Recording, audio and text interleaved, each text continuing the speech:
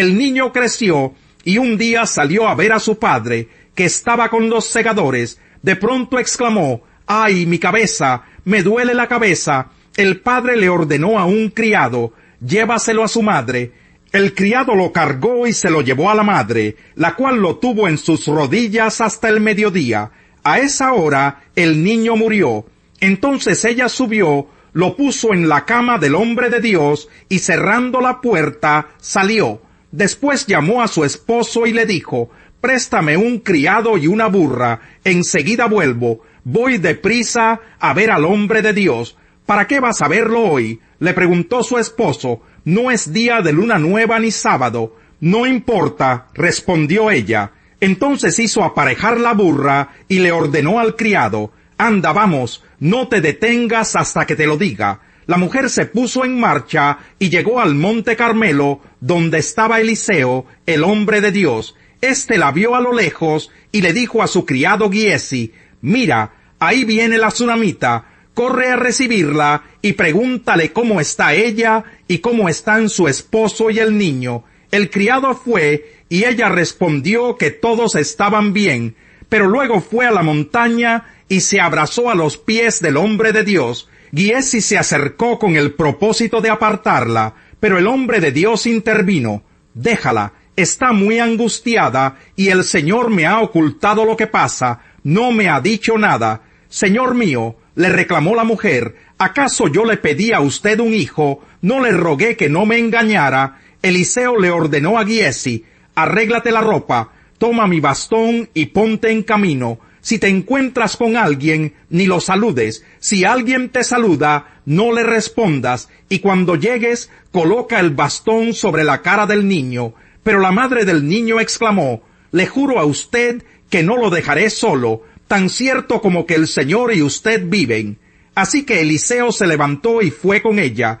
Giesi, que se había adelantado, llegó y colocó el bastón sobre la cara del niño, pero éste no respondió ni dio ninguna señal de vida. Por tanto, Giesi volvió para encontrarse con Eliseo y le dijo: el niño no despierta. Cuando Eliseo llegó a la casa, encontró al niño muerto, tendido sobre su cama. Entró al cuarto, cerró la puerta y oró al Señor. Luego subió a la cama y se tendió sobre el niño, boca a boca, ojos a ojos y manos a manos, hasta que el cuerpo del niño empezó a entrar en calor. Eliseo se levantó y se puso a caminar de un lado a otro del cuarto, y luego volvió a tenderse sobre el niño. Esto lo hizo 7 veces, al cabo de las cuales el niño estornudó y abrió los ojos. Entonces Eliseo le dijo a Giesi: llama a la señora. Giesi así lo hizo, y cuando la mujer llegó, Eliseo le dijo: puedes llevarte a tu hijo. Ella entró, se arrojó a los pies de Eliseo y se postró rostro en tierra. Entonces tomó a su hijo y salió. Eliseo regresó a Gilgal y se encontró con que en esos días había mucha hambre en el país. Por tanto, se reunió con la comunidad de profetas y le ordenó a su criado: pon esa olla grande en el fogón y prepara un guisado para los profetas. En eso, uno de ellos salió al campo para recoger hierbas. Allí encontró una planta silvestre y arrancó varias frutas hasta llenar su manto. Al regresar, las cortó en pedazos y las echó en el guisado sin saber qué eran. Sirvieron el guisado, pero cuando los hombres empezaron a comerlo, gritaron: «¡Hombre de Dios, esto es veneno!». Así que no pudieron comer. Entonces Eliseo ordenó: «Tráiganme harina», y luego de echar la harina en la olla, dijo: «Sírvanle a la gente para que coma». Y ya no hubo nada en la olla que les hiciera daño. De Baal Salisá llegó alguien que le llevaba al hombre de Dios pan de los primeros frutos, 20 panes de cebada y espigas de trigo fresco. Eliseo le dijo a su criado: «Dale de comer a la gente». «¿Cómo voy a alimentar a 100 personas con esto?», replicó el criado. Pero Eliseo insistió: «Dale de comer a la gente, pues así dice el Señor, comerán y habrá de sobra». Entonces el criado le sirvió el pan, y conforme a la palabra del Señor, la gente comió y hubo de sobra. Capítulo 5. Naamán, jefe del ejército del rey de Siria, era un hombre de mucho prestigio y gozaba del favor de su rey, porque por medio de él el Señor le había dado victorias a su país. Era un soldado valiente, pero estaba enfermo de lepra. En cierta ocasión, los sirios que salían a merodear capturaron a una muchacha israelita y la hicieron criada de la esposa de Naamán. Un día la muchacha le dijo a su ama: ojalá el amo fuera a ver al profeta que hay en Samaria, porque él los sanaría de su lepra. Naamán fue a contarle al rey lo que la muchacha israelita había dicho. El rey de Siria le respondió: bien, puedes ir, yo le mandaré una carta al rey de Israel. Y así Naamán se fue, llevando 30,000 monedas de plata, 6,000 monedas de oro y 10 mudas de ropa. La carta que le llevó al rey de Israel decía: cuando te llegue esta carta, verás que el portador es Naamán, uno de mis oficiales. Te lo envío para que lo sanes de su lepra. Al leer la carta, el rey de Israel se rasgó las vestiduras y exclamó: ¿y acaso soy Dios capaz de dar vida o muerte para que ese tipo me pida sanar a un leproso? Fíjense bien que me está buscando pleito. Cuando Eliseo, hombre de Dios, se enteró de que el rey de Israel se había rasgado las vestiduras, le envió este mensaje: ¿por qué está su majestad tan molesto? Mándeme usted a ese hombre para que sepa que hay profeta en Israel. Así que Naamán, con sus caballos y sus carros, fue a la casa de Eliseo y se detuvo ante la puerta. Entonces Eliseo envió un mensajero a que le dijera: ve y zambúllete 7 veces en el río Jordán, así tu piel sanará y quedarás limpio. Naamán se enfureció y se fue, quejándose: yo creí que el profeta saldría a recibirme personalmente para invocar el nombre del Señor su Dios, y que con un movimiento de la mano me sanaría de la lepra. ¿Acaso los ríos de Damasco, el Habaná y el Farfar no son mejores que toda el agua de Israel? ¿Acaso no podría zambullirme en ellos y quedar limpio? Furioso, dio media vuelta y se marchó. Entonces sus criados se le acercaron para aconsejarle: Señor, si el profeta le hubiera mandado hacer algo complicado, usted no le habría hecho caso, con más razón si lo único que le dice a usted es que se zambulla y así quedará limpio. Así que Naamán bajó al Jordán y se sumergió 7 veces, según se lo había ordenado el hombre de Dios, y su piel se volvió como la de un niño, y quedó limpio. Luego Naamán volvió con todos sus acompañantes, y presentándose ante el hombre de Dios, le dijo: ahora reconozco que no hay Dios en todo el mundo, sino solo en Israel. Le ruego a usted aceptar un regalo de su servidor. Pero Eliseo respondió: tan cierto como que vive el Señor, a quien yo sirvo, que no voy a aceptar nada. Y por más que insistió Naamán, Eliseo no accedió. En ese caso, persistió Naamán: permítame usted llevarme 2 cargas de esta tierra, ya que de aquí en adelante su servidor no va a ofrecerle holocaustos ni sacrificios a ningún otro Dios, sino solo al Señor. Y cuando mi señor el rey vaya a adorar en el templo de Rimón y se apoye de mi brazo, y yo me vea obligado a inclinarme allí, desde ahora ruego al Señor me perdone por inclinarme en ese templo. Puedes irte en paz, respondió Eliseo. Naamán se fue, y ya había recorrido cierta distancia, cuando Giesi, el criado de Eliseo, hombre de Dios, pensó: mi amo ha sido demasiado bondadoso con este sirio Naamán, pues no le aceptó nada de lo que había traído, pero yo voy a correr tras él a ver si me da algo, tan cierto como que el Señor vive. Así que Giesi se fue para alcanzar a Naamán.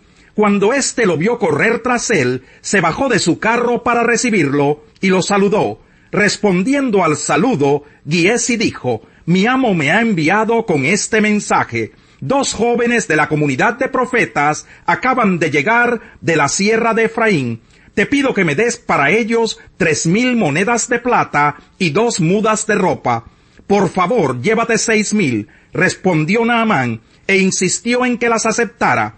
Echó entonces las monedas en 2 sacos, junto con las 2 mudas de ropa, y todo esto se lo entregó a 2 criados para que lo llevaran delante de Giezi. Al llegar a la colina, Giezi tomó los sacos y los guardó en la casa. Después despidió a los hombres, y éstos se fueron. Entonces Giezi se presentó ante su amo. «¿De dónde vienes, Giezi?», le preguntó Eliseo.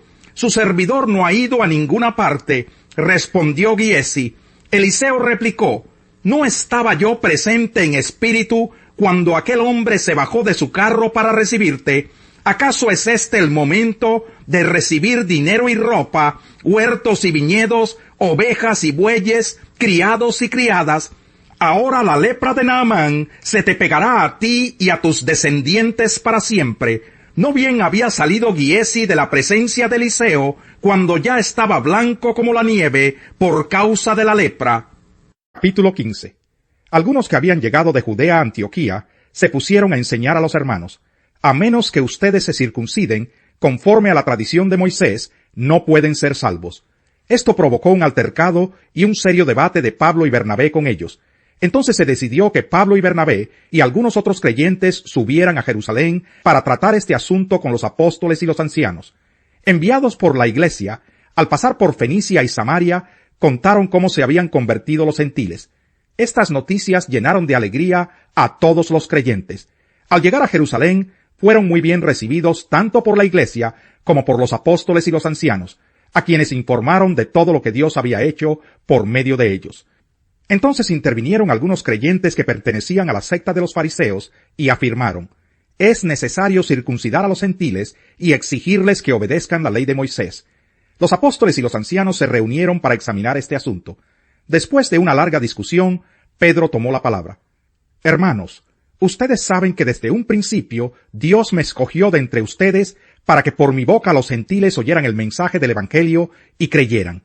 Dios, que conoce el corazón humano, mostró que los aceptaba dándoles el Espíritu Santo, lo mismo que a nosotros. Sin hacer distinción alguna entre nosotros y ellos, purificó sus corazones por la fe. Entonces, ¿por qué tratan ahora de provocar a Dios, poniendo sobre el cuello de esos discípulos un yugo que ni nosotros ni nuestros antepasados hemos podido soportar? No puede ser. Más bien, como ellos, creemos que somos salvos por la gracia de nuestro Señor Jesús». Toda la asamblea guardó silencio para escuchar a Bernabé y a Pablo, que les contaron las señales y prodigios que Dios había hecho por medio de ellos entre los gentiles. Cuando terminaron, Jacobo tomó la palabra y dijo: «Hermanos, escúchenme. Simón nos ha expuesto cómo Dios desde el principio tuvo a bien escoger de entre los gentiles un pueblo para honra de su nombre. Con esto concuerdan las palabras de los profetas, tal como está escrito: después de esto volveré y reedificaré la choza caída de David. Reedificaré sus ruinas y la restauraré, para que busque al Señor el resto de la humanidad, todas las naciones que llevan mi nombre. Así dice el Señor que hace estas cosas, conocidas desde tiempos antiguos. Por lo tanto, yo considero que debemos dejar de ponerles trabas a los gentiles que se convierten a Dios. Más bien, debemos escribirles que se abstengan de lo contaminado por los ídolos, de la inmoralidad sexual, de la carne de animales estrangulados y de sangre. En efecto, desde tiempos antiguos Moisés siempre ha tenido en cada ciudad quien lo predique y lo lea en las sinagogas todos los sábados. Entonces los apóstoles y los ancianos, de común acuerdo con toda la iglesia, decidieron escoger a algunos de ellos y enviarlos a Antioquía con Pablo y Bernabé. Escogieron a Judas, llamado Barsabás, y a Silas, que tenían buena reputación entre los hermanos. Con ellos mandaron la siguiente carta: los apóstoles y los ancianos a nuestros hermanos gentiles en Antioquía, Siria y Cilicia. Saludos. Nos hemos enterado de que algunos de los nuestros, sin nuestra autorización, los han inquietado a ustedes, alarmándoles con lo que les han dicho. Así que de común acuerdo, hemos decidido escoger a algunos hombres y enviarlos a ustedes con nuestros queridos hermanos Pablo y Bernabé, quienes han arriesgado su vida por el nombre de nuestro Señor Jesucristo. Por tanto, les enviamos a Judas y a Silas para que les confirmen personalmente lo que les escribimos. Nos pareció bien al Espíritu Santo y a nosotros no imponerles a ustedes ninguna carga aparte de los siguientes requisitos: abstenerse de lo sacrificado a los ídolos, de sangre, de la carne de animales estrangulados y de la inmoralidad sexual. Bien harán ustedes si evitan estas cosas. Con nuestros mejores deseos. Una vez despedidos, ellos bajaron a Antioquía, donde reunieron a la congregación y entregaron la carta. Los creyentes la leyeron y se alegraron por su mensaje alentador. Judas y Silas, que también eran profetas, hablaron extensamente para animarlos y fortalecerlos. Después de pasar algún tiempo allí, los hermanos los despidieron en paz, para que regresaran a quienes los habían enviado. Pablo y Bernabé permanecieron en Antioquía, enseñando y anunciando la palabra del Señor, en compañía de muchos otros. Salmo 141. A ti clamo, Señor, ven pronto a mí, atiende a mi voz cuando a ti clamo, que suba a tu presencia mi plegaria, como una ofrenda de incienso, que hacia ti se eleven mis manos, como un sacrificio vespertino. Señor, ponme en la boca un centinela, un guardia a la puerta de mis labios. No permitas que mi corazón se incline a la maldad, ni que sea yo cómplice de iniquidades. No me dejes participar de banquetes en compañía de malhechores. Que la justicia me golpee, que el amor me reprenda, pero que el ungüento de los malvados no perfume mi cabeza, pues mi oración está siempre en contra de sus malas obras. Cuando sus gobernantes sean lanzados desde los despeñaderos, sabrán que mis palabras eran bien intencionadas, y dirán: así como se dispersa la tierra cuando en ella se abren surcos con el arado, así se han dispersado nuestros huesos a la orilla del sepulcro. En ti, Señor soberano, tengo puestos los ojos, en ti busco refugio. No dejes que me maten, protégeme de las trampas que me tienden, de las trampas que me tienden los malhechores, que caigan los impíos en sus propias redes, mientras yo salgo bien librado. El malvado acepta soborno en secreto, con lo que tuerce el curso de la justicia,